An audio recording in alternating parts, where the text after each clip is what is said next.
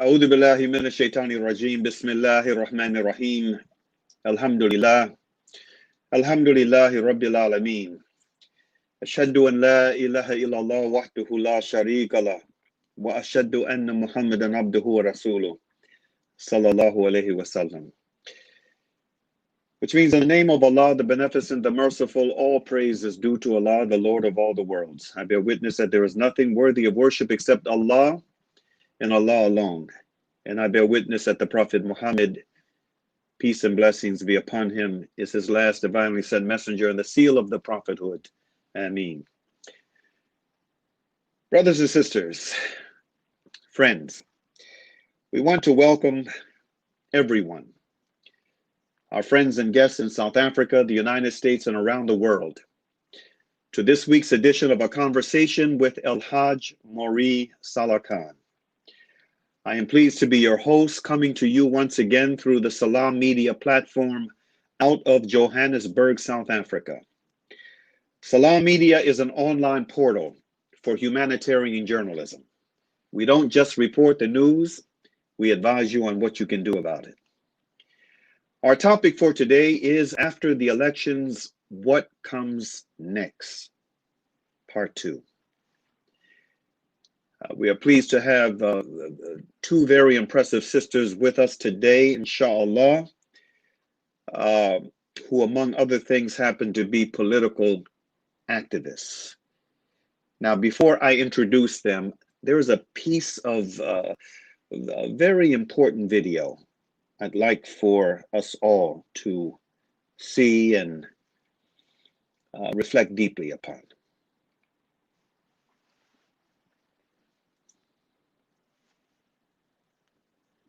This is a reality check. It made for great TV and clickbait, but there was never going to be a fascist takeover of America's cities. There was an attempted coup, but it was mainly just embarrassing. It would take somebody actually clever to orchestrate something like what Adolf did. Trump and his sycophants can't even keep their stories straight for an hour. His campaign's always been a clown car wreck. And if they weren't stealing so much of our money and wreaking so much chaos, it would be really funny. But we know about all that. The big story here is why so many people would gobble up any excuse to throw themselves behind so obvious a fake macho man. But that's what 70 million people did. Because white America is having an identity crisis. And as it turns out, when your identity is based on fiction, you will defend that fiction as if your life depended on it. A nation with a false history, told that they're the greatest people on earth, feeling humiliated by reality, are going to follow anybody, no matter how ridiculous, if they're promised revenge. And in the end, they're going to destroy themselves in the process, whether their hero is Mussolini, or that pharaoh who chased Moses, or a reality show host. But to let the Trumpites off the hook a little bit, our public square is now privately owned, for sale to the highest bidders, which is the inevitable result of the business model of our nation having always been at cross purposes with the business of being human. Marketing campaigns work, and Make America Great Again took those who fell for it, mostly by regional misfortune, back to that mythic American origin story of righteous might and moral authority. In reality, the America they've been trying to dial us back to is 1692 Salem, when the colonies were just the little playthings of their English lords, and the colonists' demented version of Christianity gave them night terrors about everything outside the settlement walls. When First Nation natives and Africans weren't human, when women were property, when justice meant burning witches, and science was seeing if they float first. That is how stupefying it is to imagine that the AT&T owned CNN, which makes $200 billion a year in corporate advertising, and Joe Iraq Oil War Biden belong in the same sentence as socialism. Socialism is a word that's been turned into a Pavlovian response trigger to make people quiver in fear about the quality of life in Japan, the UK, Israel, Canada. Socialism is simply the belief that a society should regulate its institutions rather than allow private tyrannies to oppress the peasant class. The same fundamental principle as a democracy or a republic. All of these words refer to a government run by the people. None of them applies to CNN, and barely any of them apply to this country. Let's make this even simpler. Either kings and feudal lords rule the people, or the other way around. Those are our two choices, and it doesn't matter what we call it. What matters is that we face the truth. And what's happening right now is our karma for not dealing with our cultural monstrosities sooner. White America is having a psychotic break that has been a long time coming. The majority of white people voted for a reality show host to save them. That says it all. Democracy was saved by the majority of black women and men and people of color and a minority of whites. White people have like one more shot to redeem themselves before the natural demographic shifts in the country just do it for us. We have to get our origin story straight and face our childhood trauma. And until we do, we're going to have a collective mental health crisis. So one more time for the people in the back. We are a nation founded by extremists who lied and killed and stole this land, who refused to outlaw slavery as part of our Declaration for Independence, and whose self-rule was only for white aristocrats who owned land and believed that they had a God-given right to it and nobody else did. Now, regardless of the myths, that is not what Jesus believed. After the Civil War over slavery, white America enabled the Confederacy to rise to power again, rather than uplifting and embracing the black women and men who helped build their empire. In the 1930s, white America didn't want to let in the Jews fleeing the Holocaust. National hero Charles Lindbergh wanted America to form a neutrality pact with Hitler. The airwaves were filled with Nazi sympathizers for daring to challenge our extremism, which continued. White America elected Nixon, and then Reagan, and then Clinton, who militarized police forces and incarcerated black and brown people and poor people at rates never seen in the history of the world. In the 2000s, white supremacy found a new way to shock and awe. They invaded a country that was no threat to us, with the rallying cry, "Support the troops," as if it was the troops' idea. They killed 100,000 people for empire building, just like they've always done. And most of America gave it a pass because it was an Arab nation and it seemed far away, and the way we like our media is for entertainment purposes only. And the bipartisan war criminals and bank fraudsters and oil spillers and plunderers of the world, they hugged and took selfies in the name of what Dr. King called the white moderates' devotion to their sense of order over justice. But the majority of whites were so triggered by a black president and the dawning reality that the feudal lords really don't care about the peasant class, they elected Trump, an infamous racist rich kid grifter, in the hopes that he might protect them. This guy was famous for stiffing people who worked for him. And his celebrity crime family brings our fragile order into chaos, and some people are surprised. There's a virus killing 2,000 people a day. And we know how to stop it, but we're not, because we're still arguing with reality. So those who think there was ever a normal that we should go back to are in the deep end of our collective identity crisis. We want to go back to normal as just the PC way of saying, "Make America great again." President Biden speaks with a civility and a warmth that is a great relief. He also voted for and promoted that oil war as chair of the Foreign Relations Committee in Congress and on the talk show circuit. One of the first people that he's delegated to handle our life-threatening climate crisis is a top recipient of fossil fuel money, a former consultant to the notorious cancer and birth defect-causing DuPont company. This guy has such a horrific environmental record, the actual Aaron Brockovich. Bismillah ar-Rahman ar-Rahim. Brothers and sisters, friends of Salam Media, the El-Hajj Mauri Saalakhan, the Afia Foundation, I want to apologize. I asked the engineer to stop the broadcast of that video because for some reason the sound quality is absolutely terrible. And the Prophet sallallahu alaihi wasallam, he said, Allah has prescribed proficiency in all things. So whatever you do, do it well. The sound quality is just terrible, and thus it's taken away, distracting from the message It's a very important message that I wanted my viewers to get from the video. So we stopped it. I have shown that video on my Facebook page. Inshallah ta'ala, we will re-air it again. The sisters, my guests that will be with me today, they have seen the video, and I'm going to ask them to comment on the message that they were able to get from a clean sounding a copy of that very important message. So, without any further ado, I just want to go on and just interview my guests and get on with the conversation, inshallah ta'ala.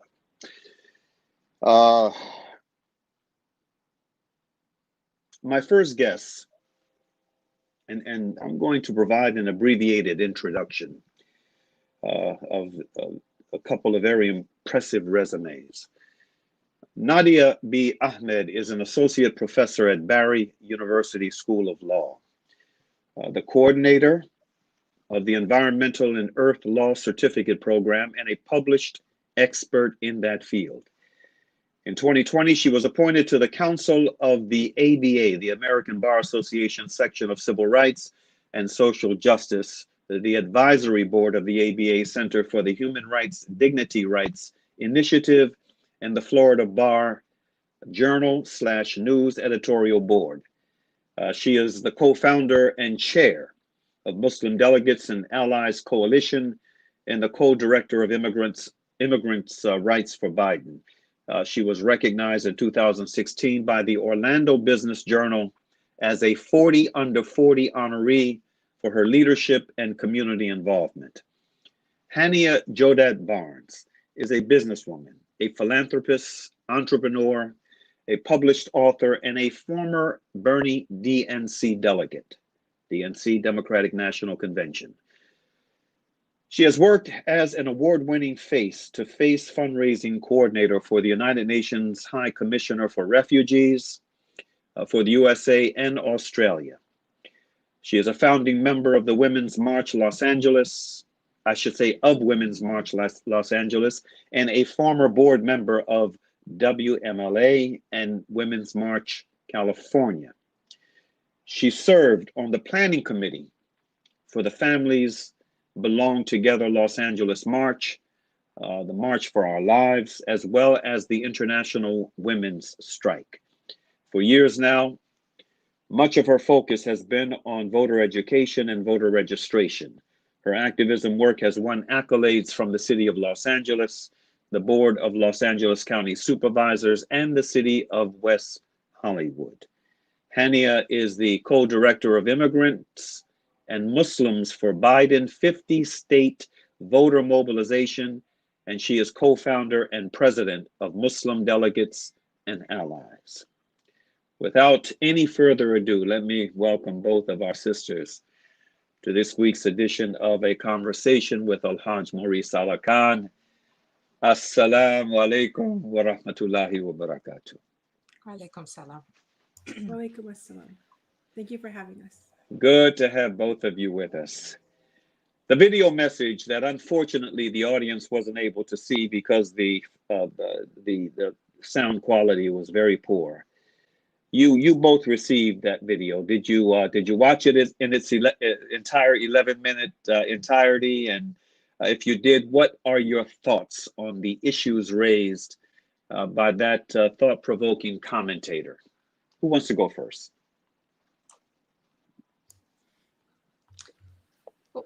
Okay, I'll go, Nadia. Thank you, Brother Saalakhan, for allowing us the space to be here today. And I just want to touch upon one thing that is very important that was brought up in the video is that, if we think that prior to Trump's presidency and rise of white supremacy, if racism or if everything was fine in America, it's a facade. It wasn't. But we know for a fact that unfortunately, white voters propelled Trump to presidency in 2016 by 54% voting for him, right? And when we see the numbers now, we see that nothing changed much by just 1% added to the 56%.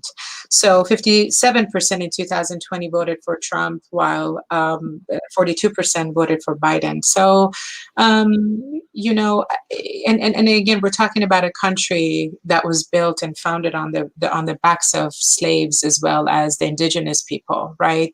So I don't want to say we have them to thank for Trump, but I would have to say they play a very big role in unfortunately the rise of white supremacy in this country. And I'll have Nadia add to that also, but that's what I got out of the video. Yes, I would also add in that with respect to the video, what I found was, especially if you couldn't even hear the audio quality, it was really even the video itself, is that much of what we have been saying all along is being said by a white man. And so I think that was something that was really effective. I think that when I say something, it's taken, even if another person says the exact same thing, I think who the speaker is matters from a rhetoric standpoint. So many of the facts in terms of the information that was being provided was important. But what I found to be really what really struck me was that when you had a white man saying those things, it would resonate more with a broader audience. Mm-hmm. Now, my sisters, your thoughts on where the country is right now vis-a-vis the elections.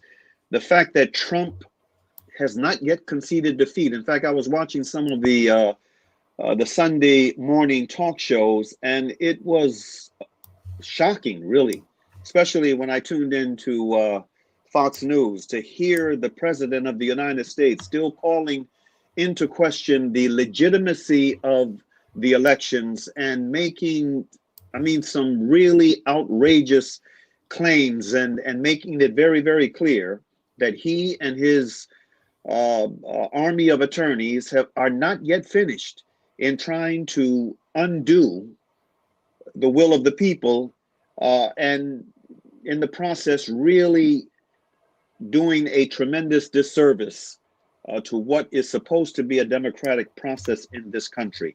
What are your thoughts on where we are right now as a country?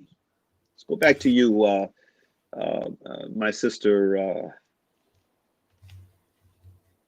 Nadia. I'm sorry. So what I would want to add is that one of the issues that we've really been plagued by is that Donald Trump was a new phenomenon. The rise of white supremacy was a new phenomenon. And I think that that's a narrative that as Muslim Americans we have to push back against, is that the racism that has existed was part of the founding of our country. And that's something that the video I think also brought home very, very clearly, is that we have to provide a counter narrative to what is happening. And what I also see is really troubling going forward is that we're seeing a continuation of existing U.S. administrations. And so even if you look at the Donald Trump's administration, you won't see in terms of policy level a vast distinction between him, President Obama, and President Bush, especially for us as Muslim Americans and as people of color. We haven't seen we haven't seen the veil of Islamophobia be lifted and be gone. It's been there, and it's really become much worse. In fact, what Donald Trump really did was make it okay to be racist, is that everyone who had been racist and was hiding under rocks and crags since the 1960s, they were all of a sudden able to crawl out of that. And so that's really what I think is unique about the Trump, the rise of Trump, is that that's something that's new. And what he's doing right now is just sowing chaos. He's sowing chaos and not accepting the results of a legitimate and free and fair elections. I think the description of sowing chaos is a very apt one. Sister Hania, your thoughts? Well, I mean, again, just kind of piggybacking off of what Nadia said, the rise of Trump wasn't something that, again, we can't, he didn't give birth to white supremacy. Again, this has been something that has been embedded in the fabric of this country for decades. But I also think that the Republican Party also had a huge hand in enabling this man to get away with really murder without any, putting him on stand to even ask him any questions about his actions or behavior, or even slapping him on the wrist to say enough is enough, right? So I do also blame, as much as I do have to say that, again, the Democratic Party did not listen to that part of America that was in need of healthcare, that was in need of a minimum wage paid job. They didn't listen to people losing their jobs and losing their businesses to, say, for example, overseas to Mexico and China. They didn't listen to that crowd. Therefore, the people that were unheard by the Democratic Party were the ones who gave us Trump, right? And the Republican Party played a big part on that message, and they ran with it, right? So I would say, again, he's an unstable narcissist, and we've seen what that does in history to countries and to people. And I really hope that the Republican Party stands up and says enough is enough, and they have a peaceful transition of power so that we can begin healing. But we'll see. Hania, what are your thoughts on the president-elect's picks thus far? Well, I will say this, Mauri, that unfortunately COVID-19 exposed the flaws in this country. It wasn't just Trump, but I also think that this pandemic gave us a clear understanding as to how damaged the foundation of this country truly is, right?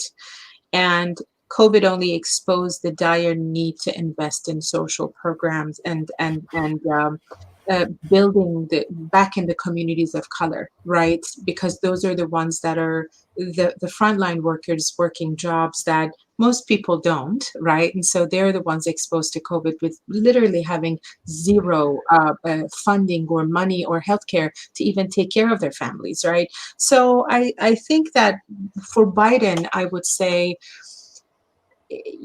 his cabinet needs to lead with diplomacy, kindness, and really listen to the cries of the middle class, to people who live under poverty in this country, right?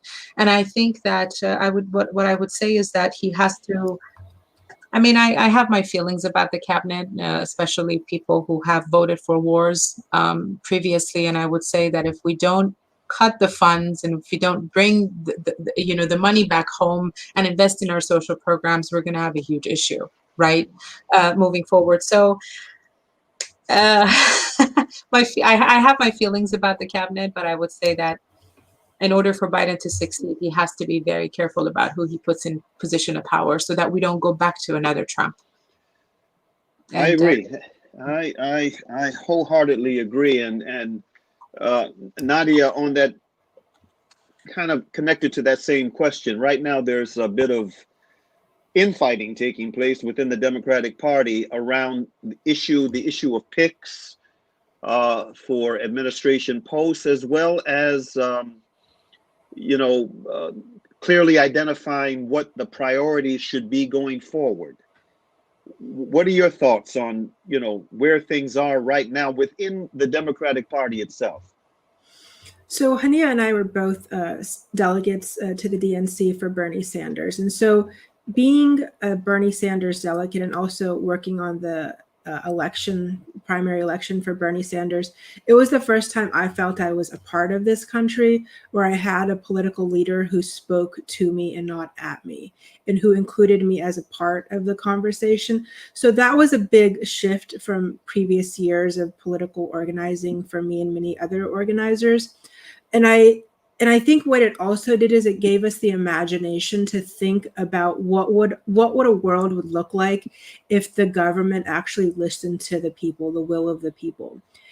And I think you had asked also about how do you feel about the picks that have been made so far with respect to the cabinet? That's really like what we're seeing right now is picks that are being shown to be moderate centrist Democrats who also have been aligned previously with war and empire building. So that's disconcerting to us, as the progressive left. But at the same time, I think that we should also be able to peel away and see the victories that we've had in this election. And one of those big victories is a movement away from corporate money. So now is what you've seen happening, especially during some of the primary elections, they were tight because there was this renunciation among the Democratic Party at multiple levels that we didn't want to have special interest money, whether it's from fossil fuels or other types of large corporate donors. And so I think that's a positive outcome that we have with this election. And what you see also is that this move right that you had with Donald Trump, it's also created a pendulum to the further left as well, where you have candidates like Alexandria Ocasio-Cortez, Rashida Tlaib, Ilhan Omar, and Ayanna Pressley emerging. And so the squad is now doubled now. And so I think going forward that you're going to see more people who see people like themselves represented in Congress. Interesting thought. One of the things that, on that point that you just made, Nadia, that I find very intriguing is while there was finger pointing after the elections within the Democratic Party because of a number of seats that were lost, congressional seats, and there was finger pointing with, some of the centrists wanting to blame the progressives. The reality is that the progressive base expanded. It actually grew. And I believe that if a very objective analysis is done on the campaign that just, I would say almost ended because of the shenanigans of Trump that are still going on, one would have to conclude that Biden won because of the energy of the progressive wing of the party, which includes African Americans and Latinos in very key battleground states, the Muslim vote in key battleground states. But that was more along the lines of the progressive wing of the party. Well, your thoughts on that? Tanya?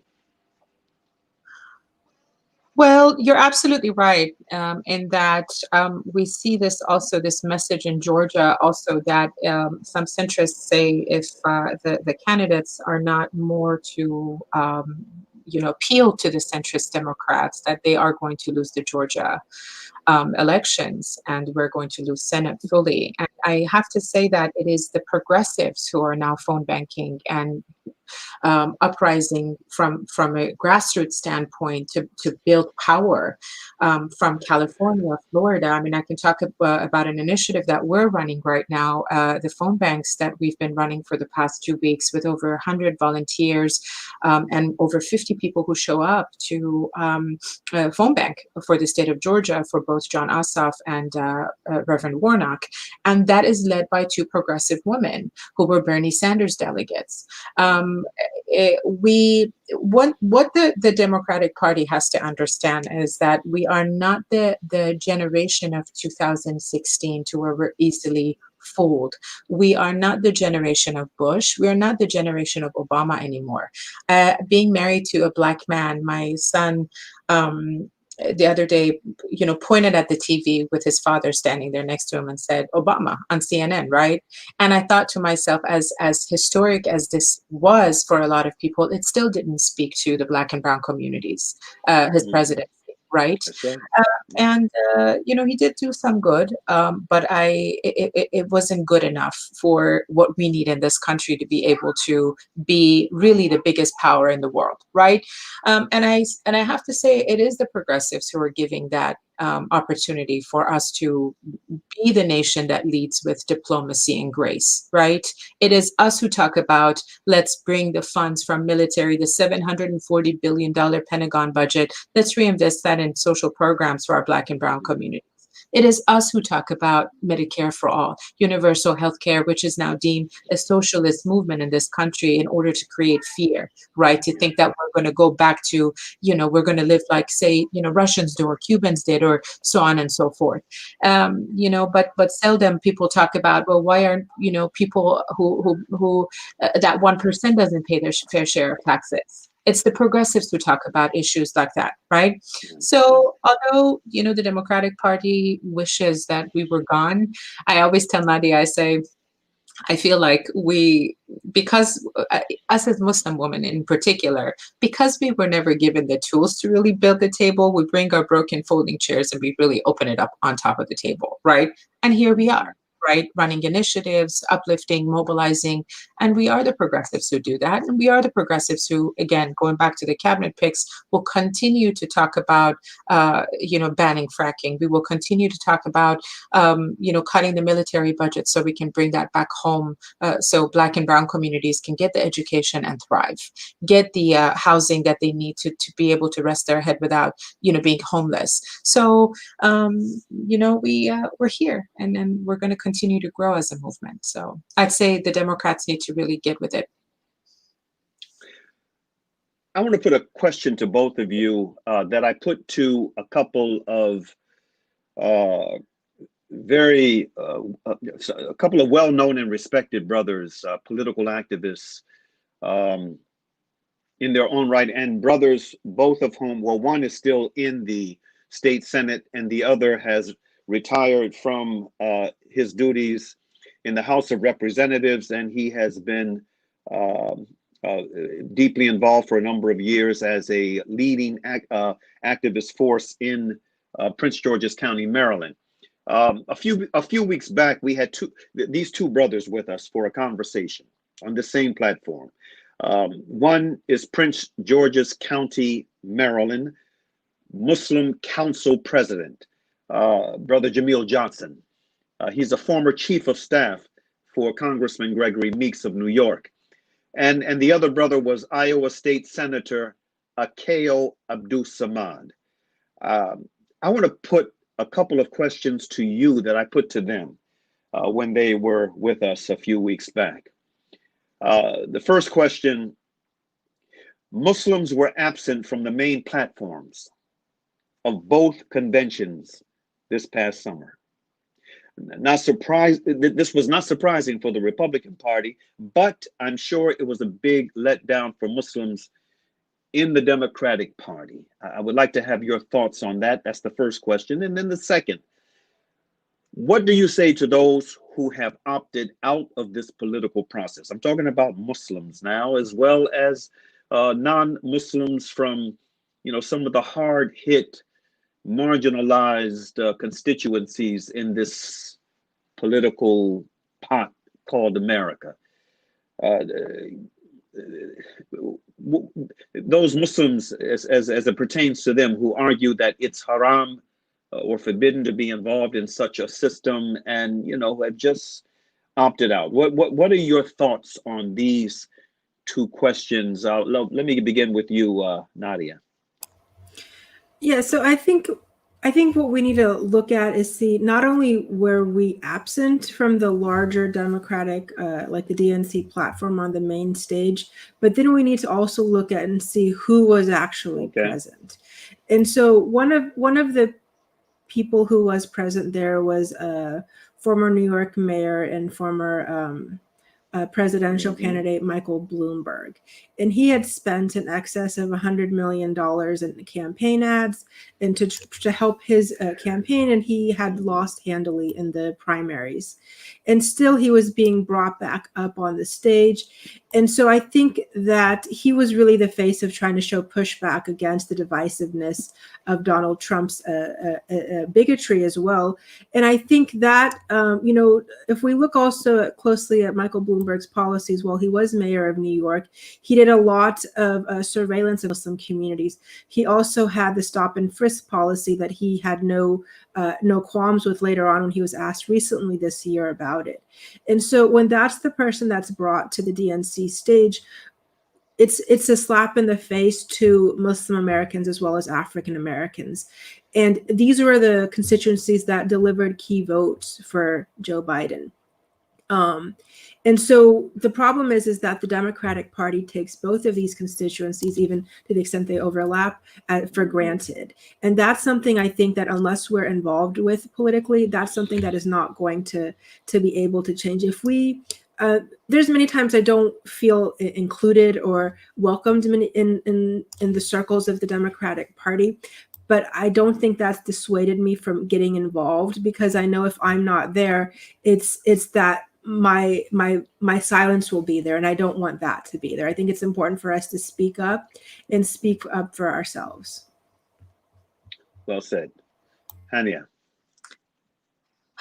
I have to say that during the presidential elections, Nadia, myself, and our brother Ali bin Zahid led an initiative through 50 state voter mobilization to flip 3 counties that have been red for decades blue in Florida. And as Nadia mentioned, $100 million by Bloomberg was invested there to flip the county, so flip the state. And it didn't work really, right?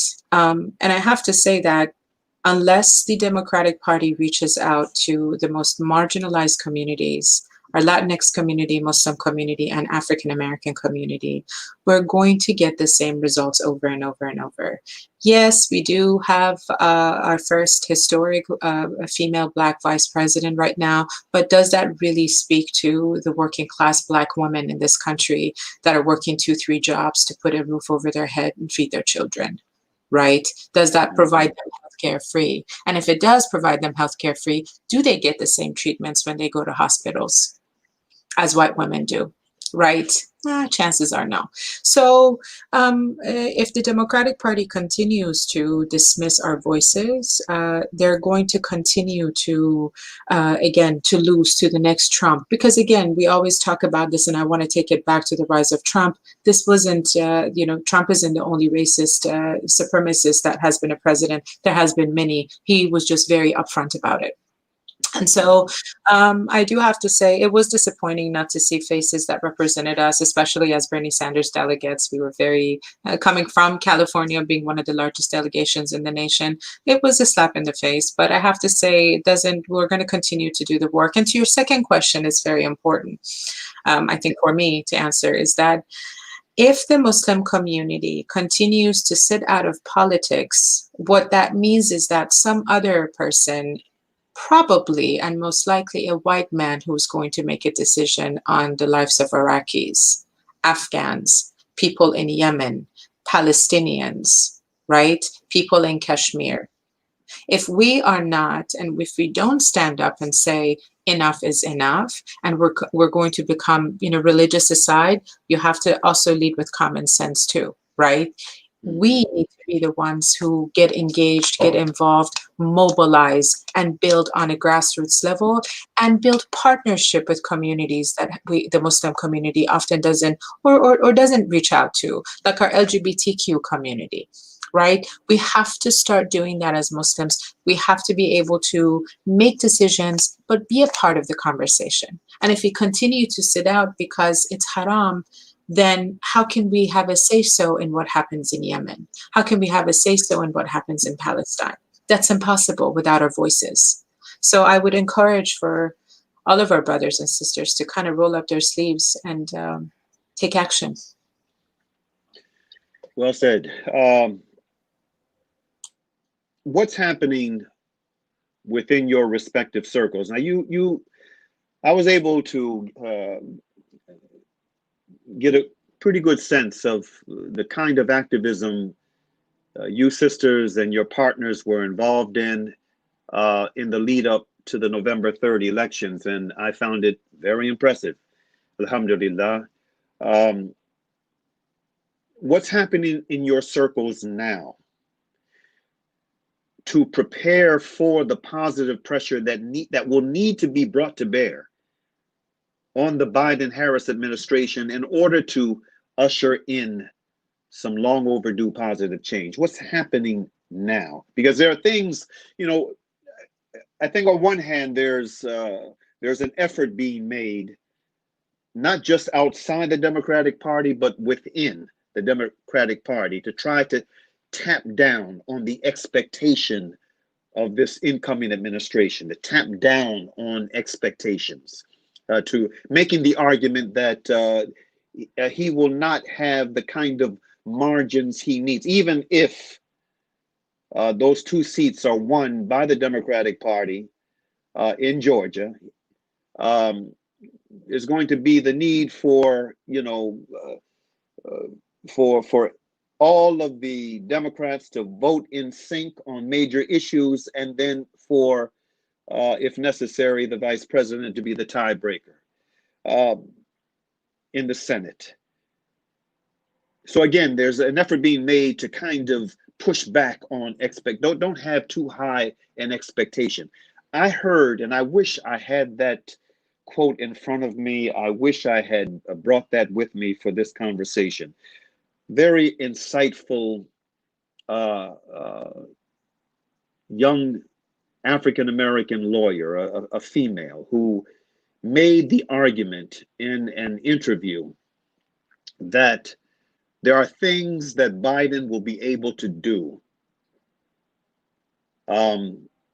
without the need for a vote in favor of such and such policy from the Senate or even from the House. There are things that he will be able to do without that requirement that he's going to need to be pushed to do. We are going to need to exert pressure on him to do the things that he is able to do with the executive authority that he will have. What are your thoughts on that? And what are some of the things that come to mind for you that he would be able to do once he comes into office without the need of the consent powers of the House or Senate, or in particular the Senate? So what I would say is that we have to look and see what has been happening in this country for the past few decades, is that there has been no legislation coming out of Congress. We have a series of executive orders, and I think that's fundamentally weakened our democracy, where we have Congress, 2 chambers of Congress, and they can't come to a decision, especially to impact the well-being of the quality of life of everyday Americans. What I also see happening is that the last piece of major legislation that you saw was the Affordable Care Act that was passed. There, in terms of environmental regulations, there's been no major environmental regulations for over 50 years. And there has to be a mindset to have legislation and not just pass a series of executive orders. And that's what I think really corrodes our democracy. And so in terms of, what we're saying in our inner circles, we're also looking back and seeing that there's a lot of election fatigue that individuals are going through. And there's a lot of people that also think that, we've accomplished what we needed to do, and now we could just sit back for another 2-4 years until the next election cycle comes around. But, what Hania and I have realized is that this is actually the time where we have to step up and put more pressure on. So if we worked hard during the general election and the primaries, now is where we're actually going to have to do the work in terms of putting pressure on our elected officials and seeing that the young people are really the key in future to this. One of the things that Martin Luther King Jr. had said is that if we will but make the right choice, we will be able to speed up the day all over all America and all over the world, when justice rolls down like waters and righteous like a mighty stream. And so if that's really the future that we can envision for ourselves, it's not going to happen by those of us just standing around and waiting for change to happen. We have to go out there and do it ourselves. Like, don't look to see what, don't look to other people to lead, but make it something that you want to learn and figure out on your own. Okay, Hania. Well, I want to thank you, Brother Mauri, for being so incredible enough to participate in some of the initiatives that we were running, because I think all of us shared one mutual ideology, is that we all hated Trump. So we wanted him out of the White House, right? So I think that really brought all of us together from all walks of life, right? So, but I would have to say that the Biden administration, we just kind of piggybacking off of what Nadia says, is what the Biden administration can do right now, really, with the push and the pressure of the progressives and the Democrats, is make sure they pass a stimulus package for people, right? And I'm not even talking about long-term, defunding the police. And here, those are all ideas that we're working towards, right, as the progressive left. But I think looking at the situation that we're in as a country, there has to be some sort of a protection. There's some sort of a relief package that's passed for people that are literally losing their homes because they can't pay their bills, right? So I do have to say, and again, going back to what I was saying at the very beginning, is that we as Muslim delegates and allies have and will continue to work on legislation and policies that address the issue of war, addresses the issue of ending the endless wars in the Middle East and some parts of South Asia, as well as we will continue to work on writing platforms and suggesting platforms that do care about what Muslim community goes through here in this country, including surveillances and things that we've been suffering from for a long time. So that would be my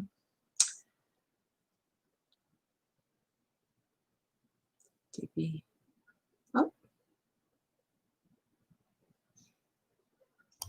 And I would also add that I think it's imperative for us to see like how this democratic process has evolved over time.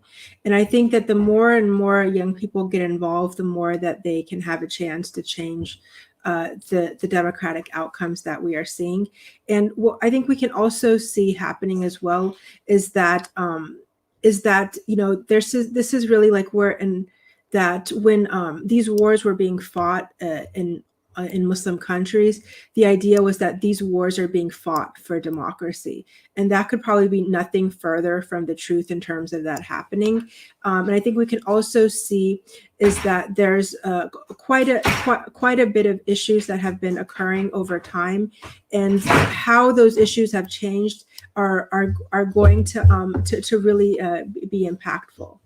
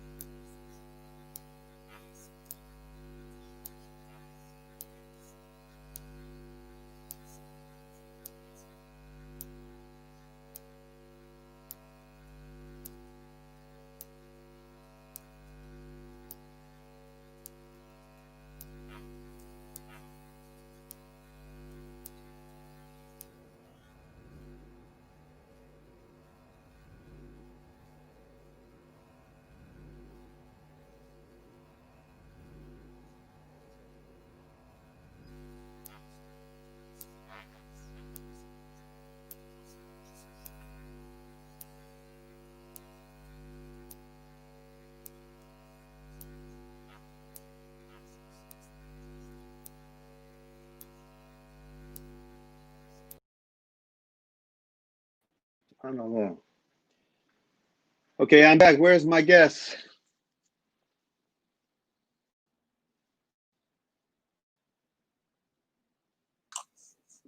SubhanAllah. I'm so sorry, sisters. I don't know what happened. This is a first for me to have been interrupted like this on this platform. But mashallah, you know, I hope the two of you were talking to each other and the audience, but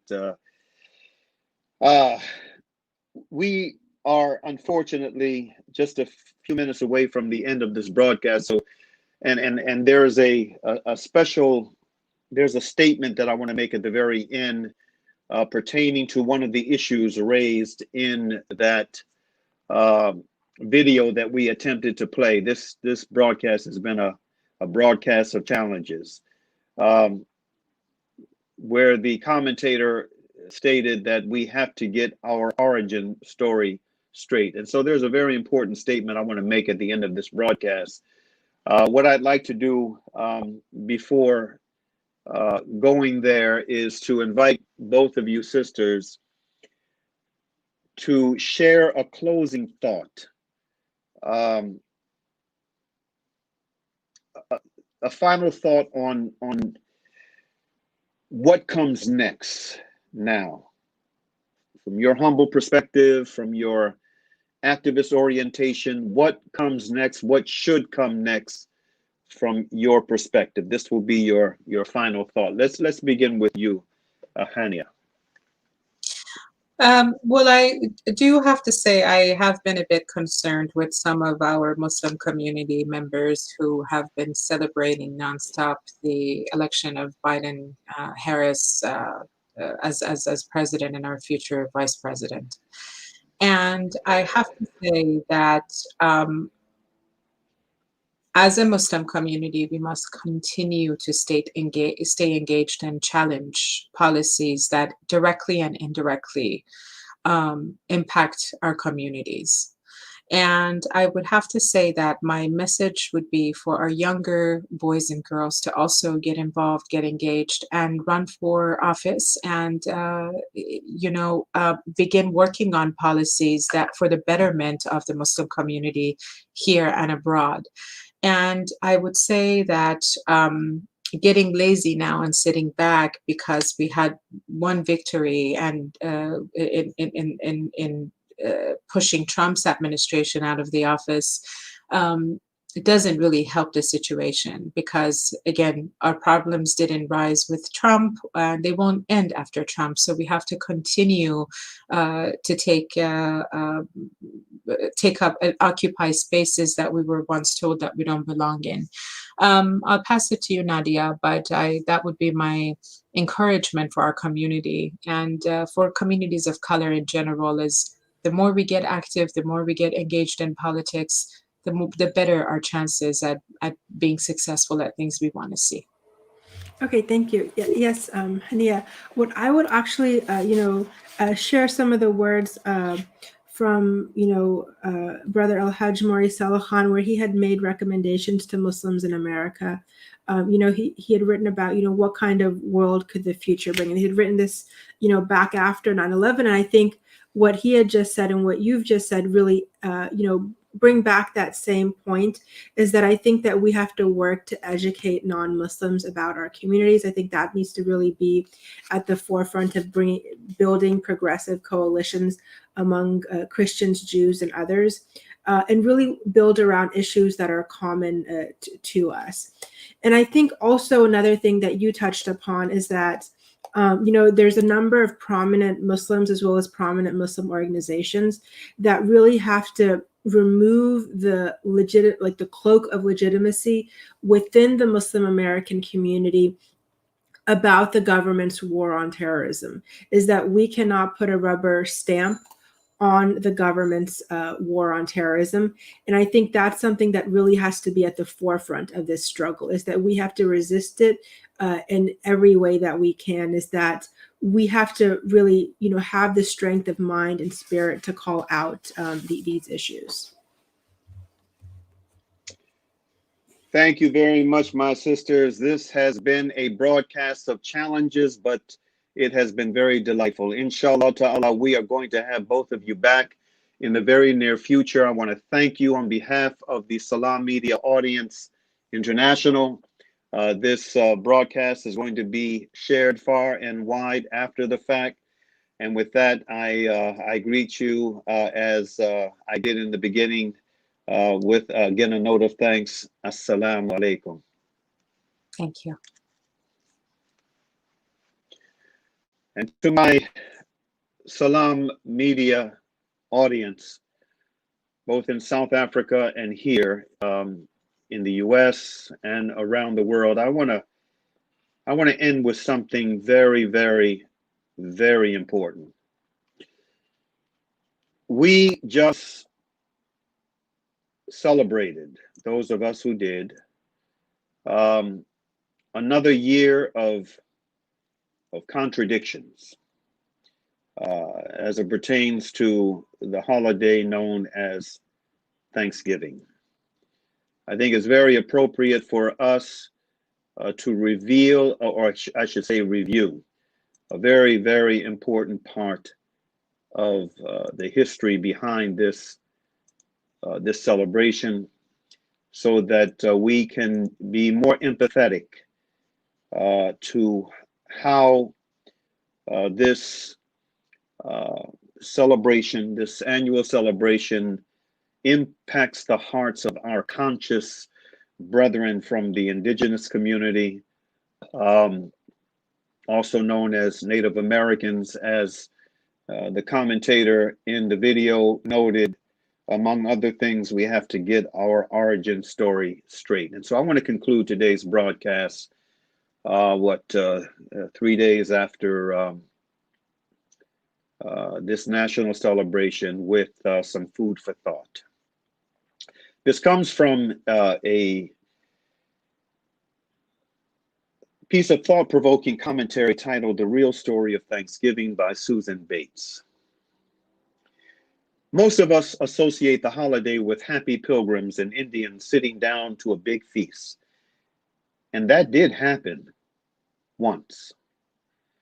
The story began in 1614 when a band of English explorers sailed home to England with a ship full of Patuxent Indians bound for slavery.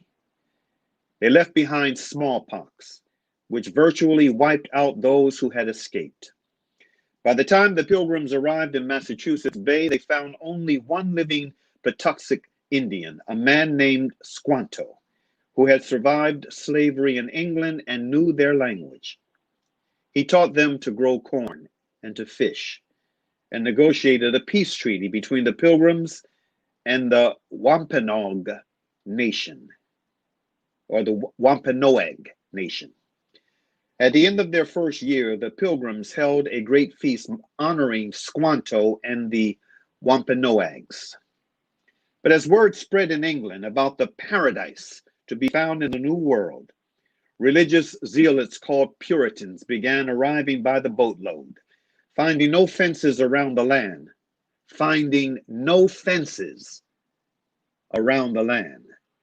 They considered it to be the public domain. Joined by other British settlers, they seized land, capturing strong young natives for slaves and killing the rest.